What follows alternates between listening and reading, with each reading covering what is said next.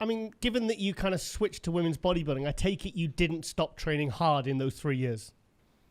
No, I've always been in the gym. I was running a lot more, so I had done some half marathons and shorter, like 5K races. Wow.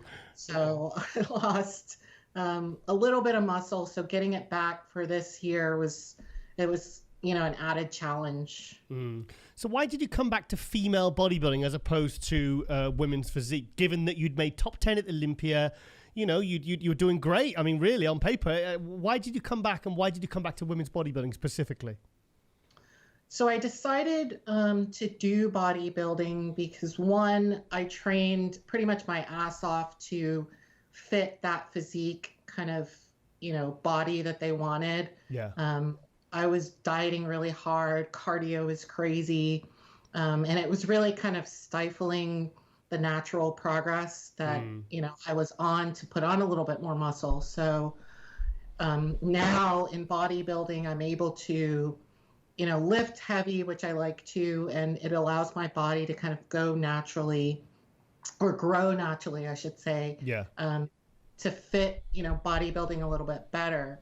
I also really liked what Jake Woods has done with Wings of Strength. He's brought in all these really great ambassadors with Lyndon Murray, and he's really kind of packaged it and put a good presentation on with bringing back and promoting women's bodybuilding. So it was a good kind of group to get into as well. Something tells me that maybe Alina Popper or Lyndon Murray maybe had a little word with you, had a chat with you, because I know Alina has had a hand, I think, in Margita Zamalova. She said in an interview, she says, I think she might be switching to women's bodybuilding. I was like, nah, no chance. I think now that because they're all part of that same Wings of Strength team, in Chicago and the Romania Pro and Tim Gardner. Did they have a hand, maybe encouragement, or maybe Jake Wood spoke to you at a show or something? Am I guessing right here, or? I did speak with them in Savannah, and they had nothing but positive things to say about me, about my physique, and some really encouraging words for me to, continue on and do well in women's bodybuilding. I still think you're very, very, I think you could do but well in either category. I mean, do you think your physique is probably just a little bit too big now for women's physique? I don't know. I think I am a little too big for women's physique. It's always evolving, every couple of years, the top women come out looking a little bit differently. I think the top women in women's physique are a little slimmer, or more streamlined, I should say. The waists are non-existent now. Yeah. In women's physique. I'm also pretty tall.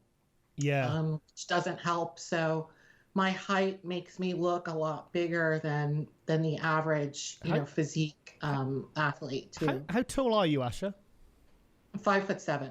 5'7", yeah. Because I've said this many times. I do see actually women's physique as, like with Malakan and these kind of these shorter ladies. I do see it as more of a shorter ladies category, and I kind of see figure actually better for the taller ladies. They seem to, like the Jessica Reyes Padillas and the some of the other ladies, I think they suit the taller category. So taking in terms of body weight, say from the 2016 Olympia where you took 9th place to where you just won the Savanah and female bodybuilding, what was the difference in body weight?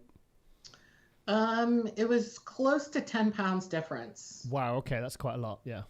Yeah. So I was in the 160s when I did Olympia, and it was funny. I had a short exchange with Juliana backstage where she asked me how much I weighed, and I was, proud. I was like, I'm 160, and she's like, whoa. Yeah. Wow. That's big. Okay.